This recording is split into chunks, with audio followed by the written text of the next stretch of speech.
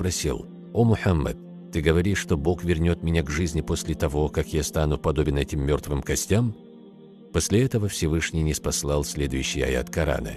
Смысл: неужели человек после того, как мы сотворили его из небытия, думает, что мы не соберем его разбросанные истлевшие кости? Да, у нас хватит силы, чтобы собрать заново воедино даже рисунок на кончиках его пальцев в судный день. Смысл 3-4 аятов суры Аль-Кияма. Акцент, сделанный в Коране на кончике пальцев, представляется в высшей степени важным. Дело в том, что отпечатки пальцев у всех людей разные. Все люди, населяющие в наше время Землю, имеют присущие только им одним определенные отпечатки пальцев. И отпечатки пальцев всех предшествующих поколений людей также отличны от всех последующих. В силу этого именно отпечатки пальцев руки одного человека считаются специфической, присущей только этому человеку личной карточкой,